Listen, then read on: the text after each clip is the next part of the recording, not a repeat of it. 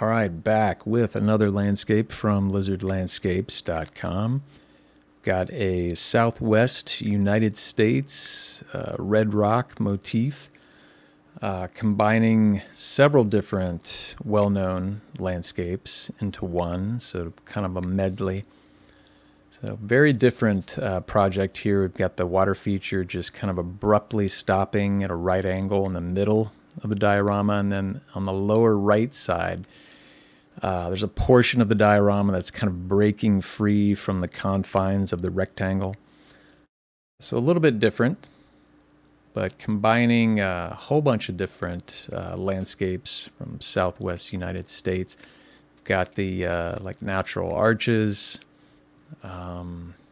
canyons in general, so like the Grand Canyon, Mittens of Utah, Monument Valley, and as you're seeing here with the waterfall, Sedona, Arizona.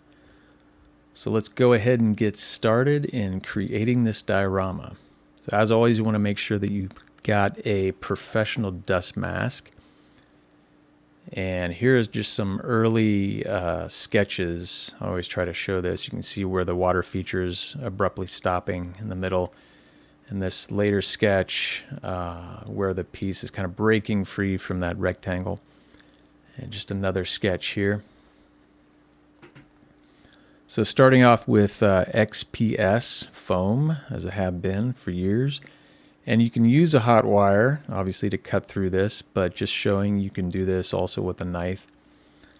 And trying to plan out that water feature, how it abruptly stops at a right angle. So I've got like a clothespin and a tool drawing out a much more organic shape to the other side of that water feature.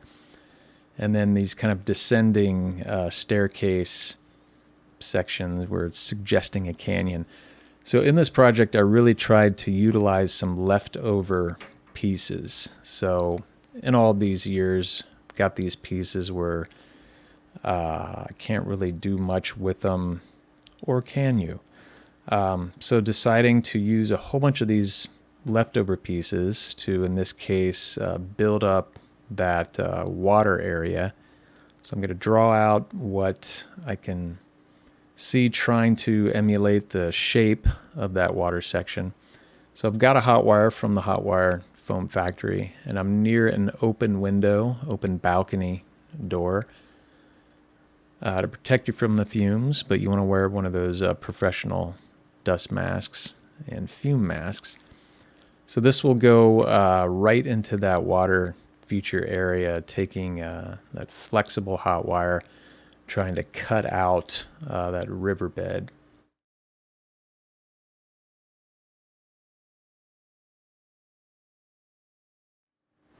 So this is just a time-consuming process of trying to make this smooth and eventually taking sandpaper to it, trying to get out all of those little rough areas. And applying some glue. I'll have a materials list on the bottom of this video. And this is really just to fill in some of those gaps and make that surface even smoother. I'm going to trace around that because the landscape that is surrounding the water feature, I'm also going to try to use leftover pieces as I'm doing here. Cutting that out so that it fits up against that pond area.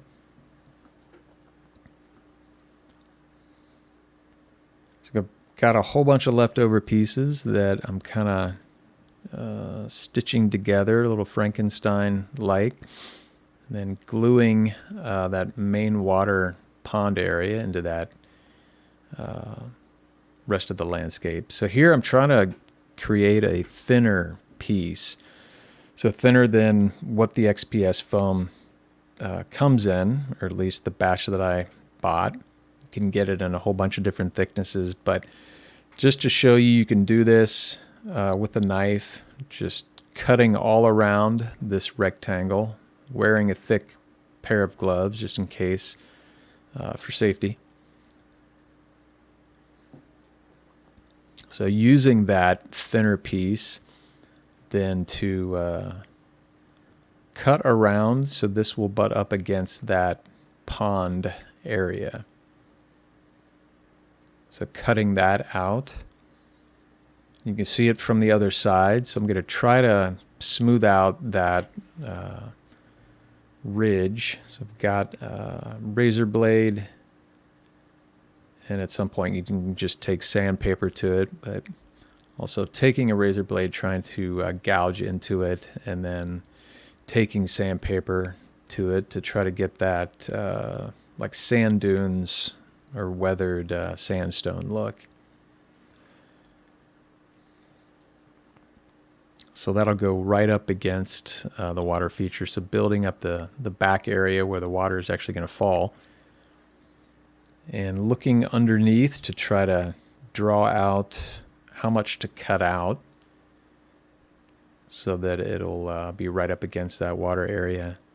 So usually I'll use these small pins to keep everything together. I don't like gluing things down right away because I like to change things up. And trying to figure out where the water is going to fall. So here's this process of creating all these rocks. You're looking at, reference photos, two-dimensional photos, and doing the best you can to try to, in this case, this is part of Sedona, Arizona,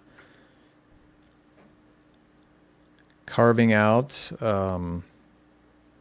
certain areas, and like on the left there, that kind of flat area, pinning that up against that other piece. Sometimes this can help conceptualize like how you're going to sculpt this, because there is that kind of angled area if you look at reference photos of this particular section. So gluing down some pieces, gluing in that that flat area, which doesn't make sense now, but later adding more pieces to it, hopefully it makes sense.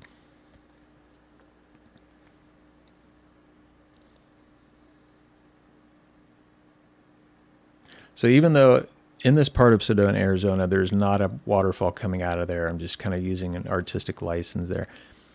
So decided at one point to cut out or cut away like almost 3 inches from the length of the project.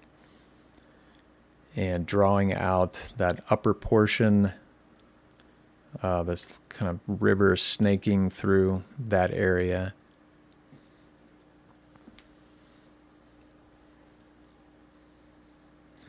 And gluing in what will be that kind of cascade area, if you saw that in the opening video montage. Using a flexible hot wire to cut away that river in the top portion.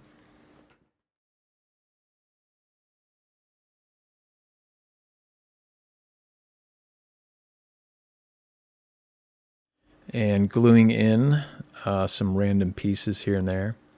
So this process of creating this red rock, Southwest United States look to that rock that almost all of it seems to kind of look similar, is creating some vertical gouges, vertical lines with your fingernail or dull knife, horizontal lines, and then the occasional diagonal as you see me doing there.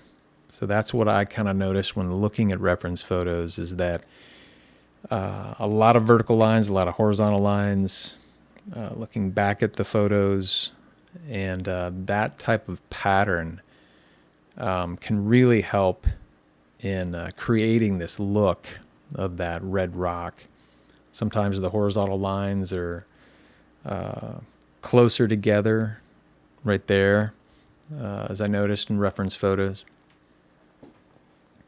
And sometimes using a wire brush can really add texture to your pieces. So here you can see same thing, bunch of vertical lines, horizontal lines. Sometimes the horizontal lines are super close together. just go by your reference photo and the occasional diagonal line. So here I've got a test piece, an X-Acto knife, just to show how I created this angle, if it isn't obvious when you see the shot after this, in attempts to create that sediment. So in a lot of the reference photos, you see this kind of angle. It's not quite 45-degree angle, but it's in that neighborhood of sediment, and then there will be a piece, the rest of the rock structure that is like coming out of that vertically. It seems to be quite common in the Southwest landscape. So as I've said, I really don't glue stuff down until a certain part, because like right here, I noticed that those pieces looked better when they're on the opposite side of the piece, their side that they were designed for. So a good idea is just to leave everything unglued, hold everything together with pins until you really decide that final look. So I've got the beginning stages of the natural archway, trying to figure out where that's going to be. And here, kind of doing the same process of horizontal lines, gouging, sometimes picking away at it with my fingernail. Then vertical lines with the occasional diagonal gouge or cut in the foam. And then taking it with that specific piece a little bit further here, lines that are closer together, can really make it look like you've spent a lot of time with detail, when in reality it's just this process, this pattern. Here I've got another section where you've got this suggestion of the sediment, and then the piece that goes on top of that, directly taken from reference photos of Monument Valley, I think. So here's I think I was looking at the mittens of Utah,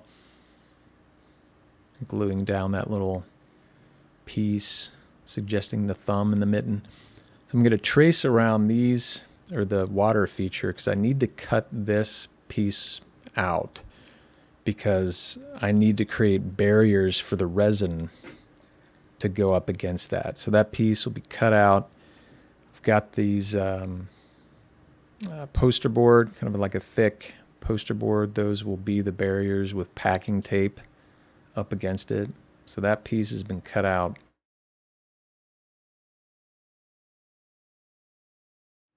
And with the pieces that are descending, sort of like a staircase, suggesting that canyon, got these pieces where I've traced around the piece that's above it and then created like a new jagged edge to the front of that piece, and just worked my way down in kind of this descending staircase type pattern.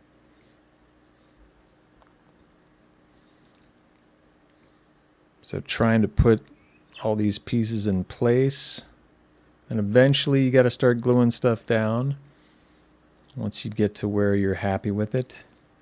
Trying to design where the canyon is going to be and where I'm going to cut with that canyon.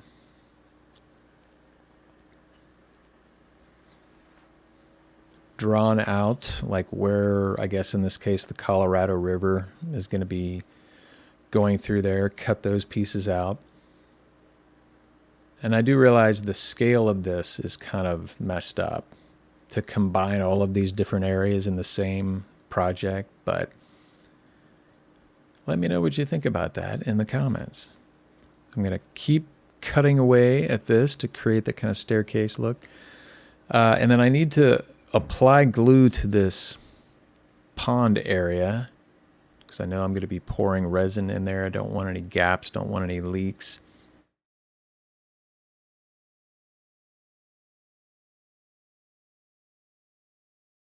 And working on that piece that kind of breaks free from the confines of the rectangle. gluing in a whole bunch of styrofoam rocks, but also gluing in some real rocks, so just pebbles you can find at the end of a driveway or parking lot.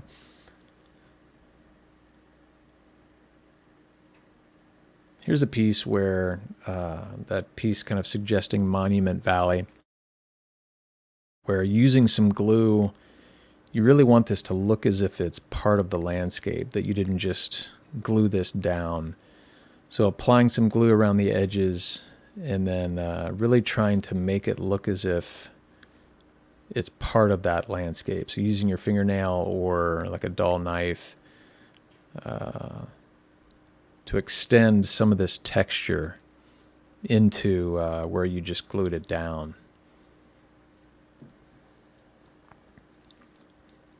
So using some glue, sometimes that will help in extending that part of the landscape.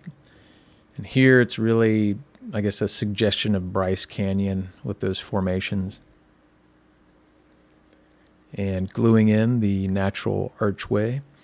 And a lot of these pieces, I was cutting so many horizontal lines that it really felt as if it was very weak. So I've got like a watered down glue that I'm covering over areas that I think are weak in order to strengthen them.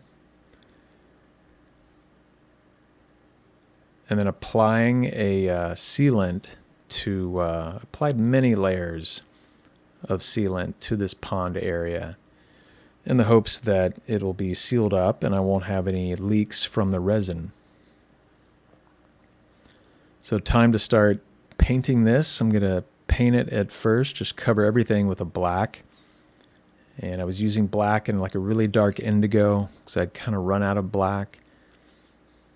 But this will just provide all of those cracks, get this dark color into all of those cracks so that when you paint over it with that red rock look, those cracks will show through. So did not paint the water feature because I know I'm just going to paint that over with like a teal. And a good idea is to turn this around and start painting on the back. Because if you mess up the paint job or if just something goes wrong, you've only messed up the back of the project. And then once you get comfortable with the technique or style or the color, you can turn this around and just start painting on the front part of it. So really starting out with just covering everything with kind of like a faded burnt orange.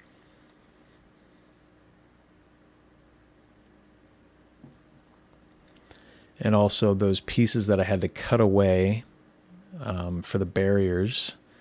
Trying to paint those at the same time I'm painting everything else so that make sure the color is matching.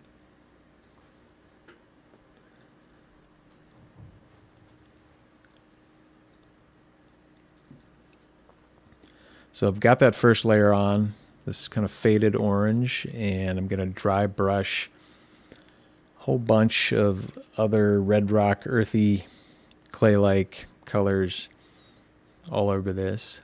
Kind of brings out the texture of all that knife work, fingernail work, razor blade work.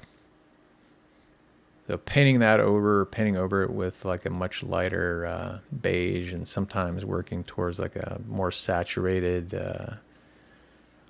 red rock look.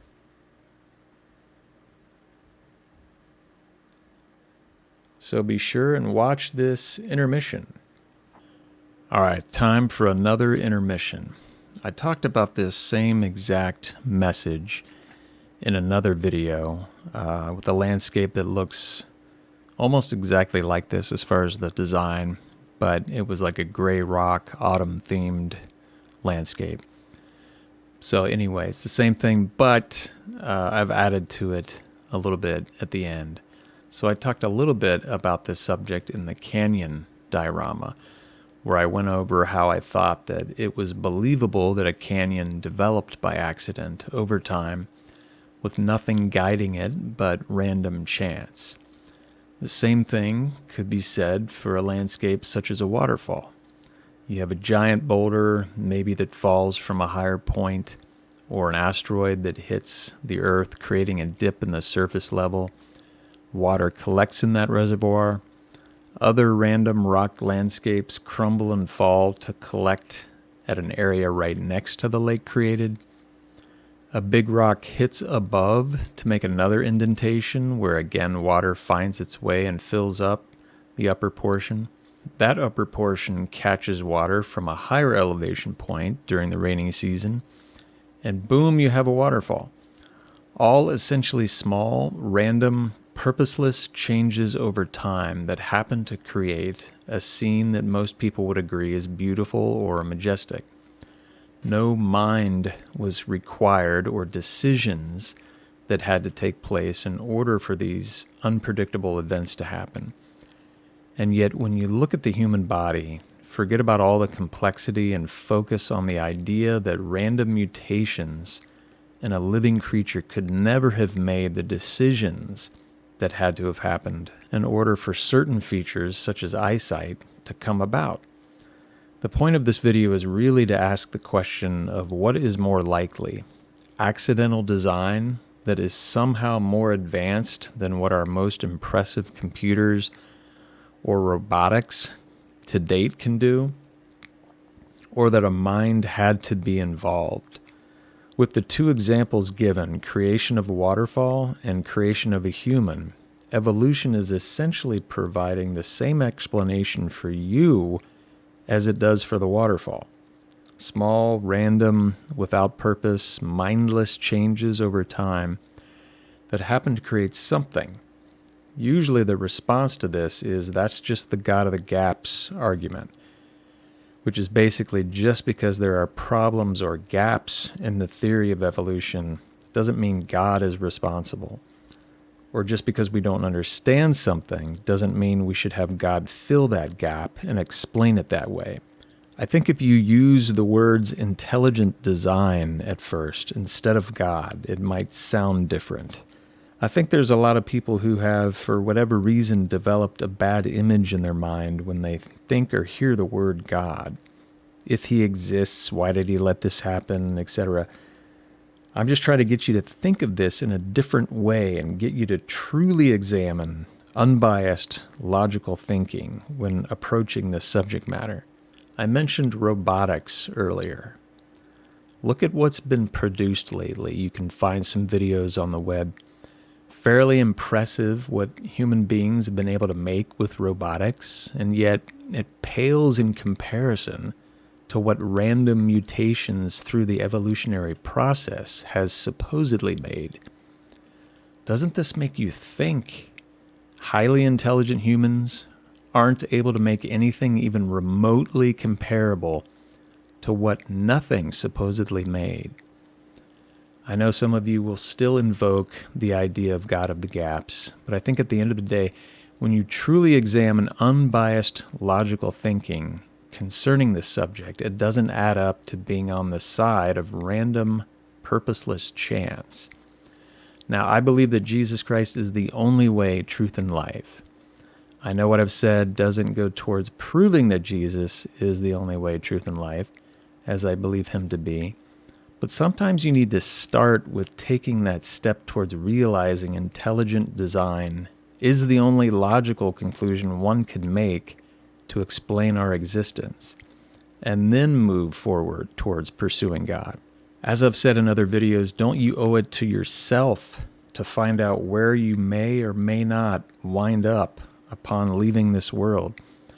Another way of thinking of the God of the gaps is that once science has made a discovery and explained something, the idea is we no longer need God to explain that mystery. The problem with that is even if the field of robotics, for example, were soon to be able to replicate the human body in all its capacity, it would still be surprising that it took this long for intelligence to produce what supposedly a lack of intelligence and random chance succeeded at. We, with our intellect, are having to catch up and are struggling with replicating what apparently non-intelligence has produced.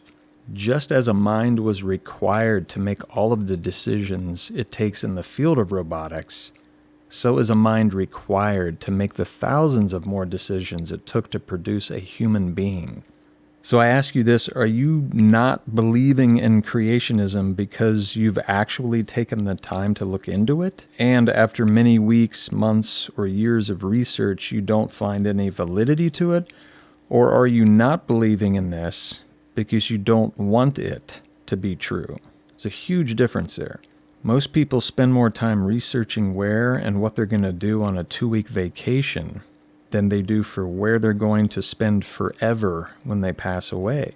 Shouldn't you spend some time looking into where you're going to spend that forever that'll happen when you finally pass away? Please think about this. Heaven and hell are very real places. Check out all of the amazing testimonies online of people who have been to heaven and hell and have had their lives transformed from following Jesus. Thanks for listening.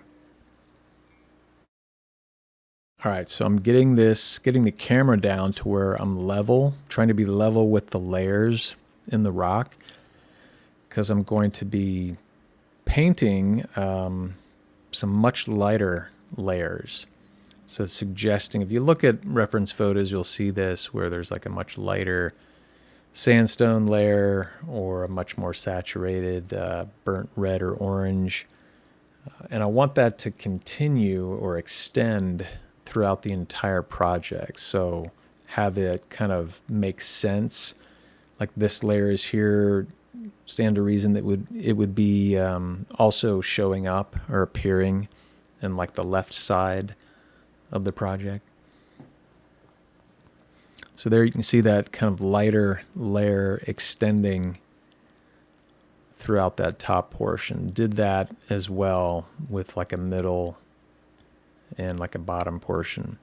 So adding to all of that, just right underneath that much lighter layer, like a burnt red, or just more saturated than the rest. So if you think you've overdone it, as I thought I did, with the value of that lighter beige, you can always dry brush over it with, in this case, I think like a burnt orange to diminish that.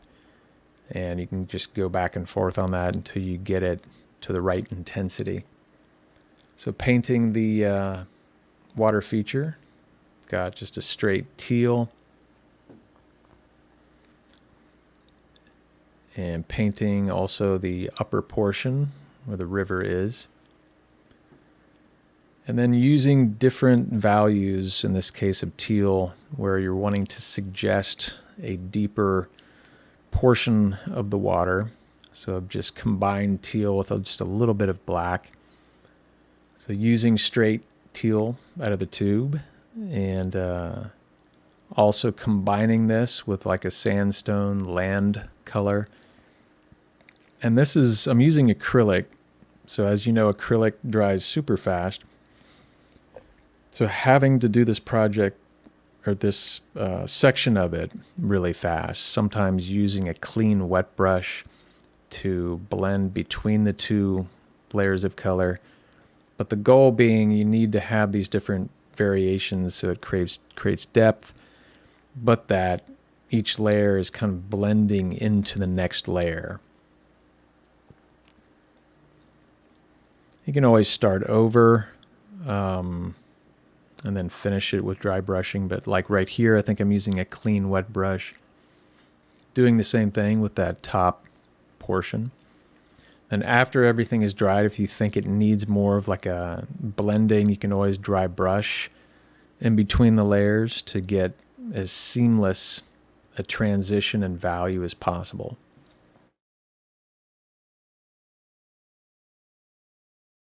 So I've got these barriers, these basically like a thick poster board. Gonna measure out what I need.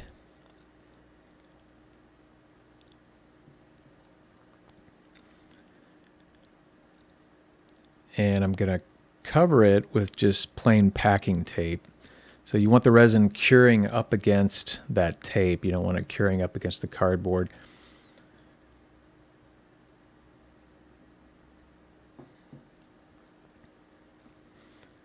And I had one of these sections with a longer piece. It'll enable me to pull that off easier. the one section that has a longer piece. So using weights to hold those pieces flush up against the landscape, because I'm going to want that to be held in place as this glue dries. I'm only going to apply like a really small layer of glue just where the contact is with the barrier and the landscape. If you apply more glue than this, it's possible to get the barriers off. It's just more difficult.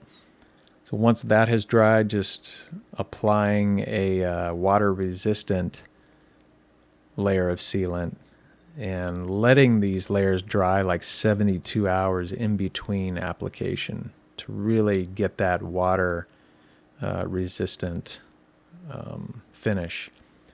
So creating the desert weeds, just using kind of like a faded twine. You saw me do this on the beach diorama for the beach weeds. So cutting out some of the fibers and then trapping the base of those fibers with just a normal white glue. And as those are drying, just applying another layer of the water-resistant sealant. Once those are dried, taking actual water to do a water test, meaning if it holds and there's no leaks with real water, it'll work with resin. So using this trick, I ran out of paper towels, but using toilet paper here. No leaks in this bottom section holding that actual water. Good way of measuring or guessing how much resin you're going to need to mix up is to then pour all that into a wide mouth bowl, then pour that into a measuring device. It'll give you a good guess as to how much resin to mix up. Doing the same water test, which failed with this top portion. You can see there with it's like an old plumber's trick, the toilet paper. So applied more layers of sealant to that, got it to where it sealed up. And using a different resin for the first time in years, I guess they stopped selling the resin that I had been using. It was easier to mix because it was a 1-to-1 ratio, so you didn't have to do much math there. But it was a much thicker resin, and I'm glad I did 2 pours. Just kind of learn how it's going to cure with that first pour, knowing I was going to have a second one. So the directions with this said stir for about 5 minutes. It did not look right after 5 minutes. So I stirred for 15 minutes, and then it looked right. So it felt like it was done. But I'll leave a list of materials in the description below. So pouring that first layer of resin. So the issue with this resin, it turned out great, but you really do have to help it to find its level. It kind of bunched up like a glacier would. You can't really tell by the video, but so pouring that top portion. But this is after it's dried, and it really did not find the little tiny crevices. It just kind of abruptly stops. So I'll know for the second pour to really have a tool ready. So doing or pouring water in there just to be able to measure out how much more resin for the second pour. Once I've figured that out, this is that second pour.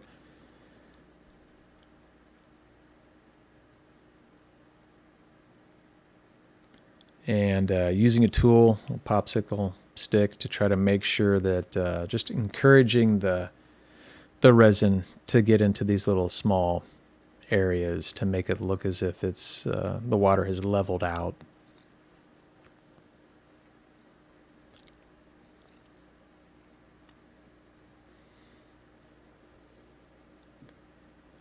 So I've let this cure or dry for about a week, maybe like 5 days, something like that.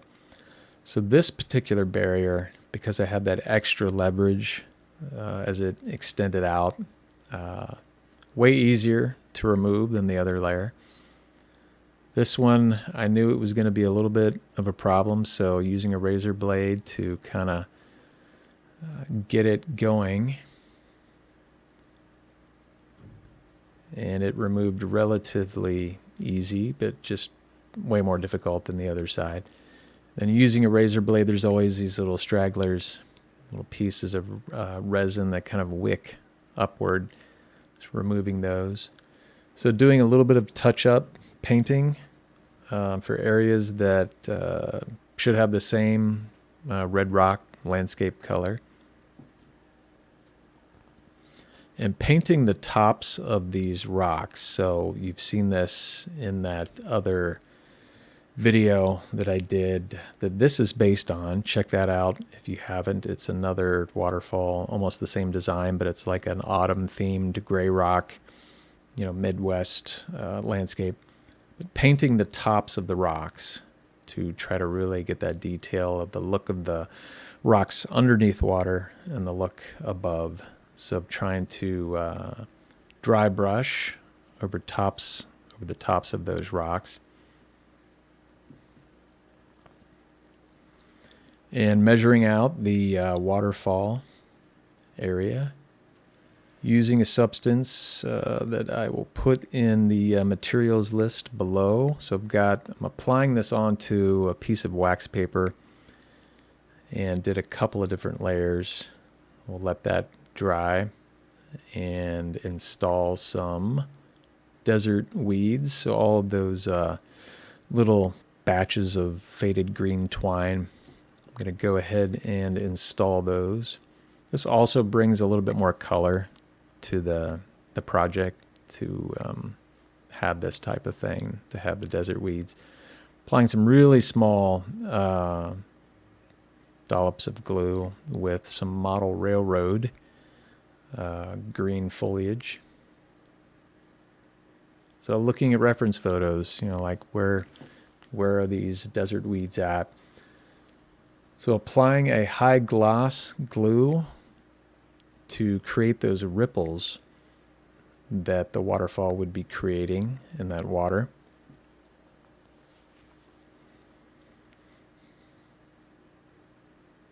So trying to create, you can see how it's kind of got that arc, how the water would be flowing, from that waterfall area. We've got a little time lapse of how it's drying clear. Those are how the ripples are looking. Doing the exact same thing with that top portion with the river.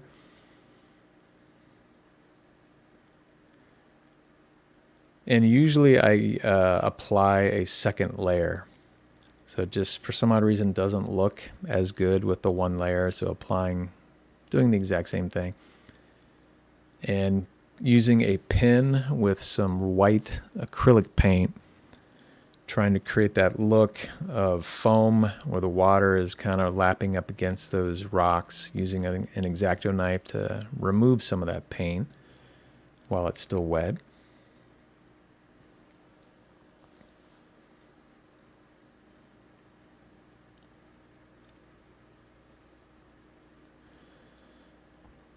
So the waterfall texture has dried. I've cut it out of the wax paper, but I'm going to spray the water bottle on both sides. And this will just help me to be able to remove that wax paper a little bit easier. It just kind of pulls off once you've let it soak. So I had one variation that was thin, one that was way thicker. I used the one that was thicker. So I've got some material that you can just get at like an office supply store for like the cover of a report. Don't have to get it frosted as this is. I just have this left over. And then bending the top of it to try to create that look of water falling over. So this is really the armature, what's going to keep that waterfall texture in place as it falls over there. So trying to figure out where that is going to go for it to look natural. And what I'm going to do is glue this texture onto the armature that we've created with a little bend at the top. And then putting in some kind of last minute detail with some rocks and more desert weeds.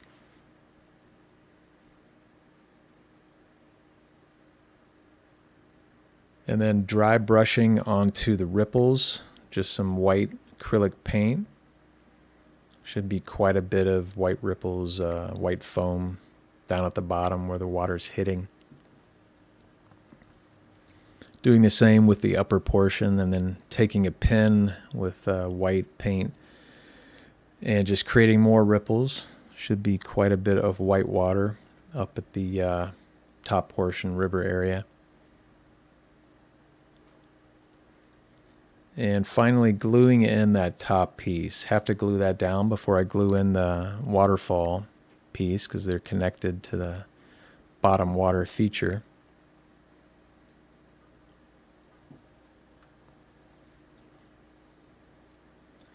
And gluing in those side pieces that I had to remove to be able to have the barriers in place for the resin. So gluing those into place.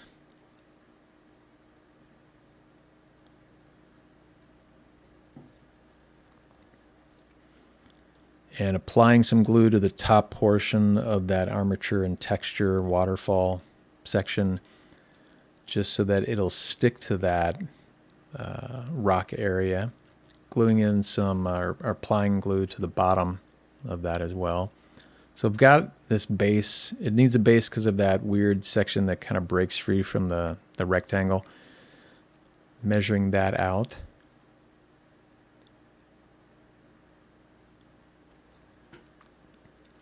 And I know that I've got to have like a river area, kind of suggesting the Colorado River of the Grand Canyon.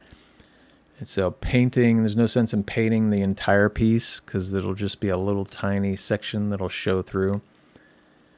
And trying to dry brush on a very light beige to suggest rapids, I guess.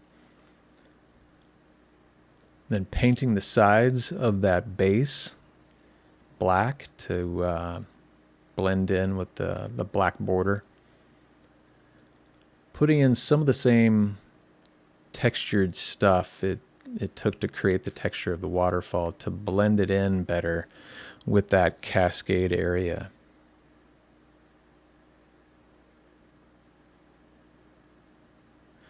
And then decided to apply more texture to the waterfall area. So painting the waterfall area a dark gray blue. And to me, this is necessary to have that kind of shadow area before you apply the white of the waterfall. Really makes it stand out. You can go back and forth with this, paint back over the white with the shadow or vice versa. As I'm doing here, taking the dark gray blue, painting in more of like a shadow strip where maybe there was a rock and there's not as much water falling in that area. And then putting more white foam at the base.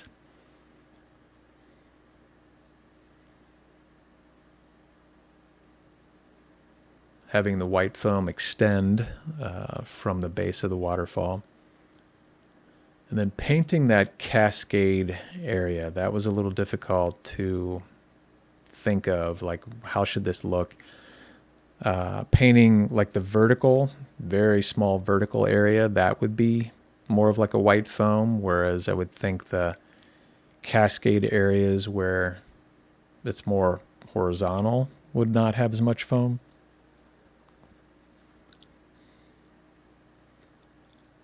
And then covering all of what I've painted with that white acrylic with a high gloss glue. Same stuff it took to create the ripples, but I'm just applying a very thin layer because you're just trying to get the white acrylic paint, because it dries so dull, you're trying to make it look wet again. So all of the areas where there's water, I'm going to apply a super thin layer of this glue.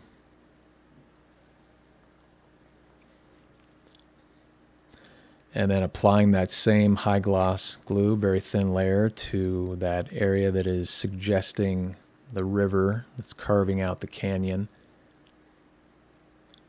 Applying some glue at the base and then applying a little piece of cotton to that base, letting that completely dry, and then just kind of pulling up on it, reshaping it to make it look like mist.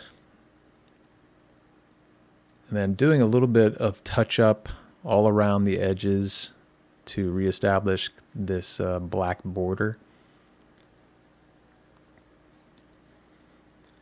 And finally applying glue to this base that the entire thing is going to sit on. And gluing in that final piece that breaks free from the rectangle. And there you have it. Southwest United States medley of different landscapes. Let me know what you think in the comments. So check out the other videos on this YouTube channel. And as always, thanks for watching.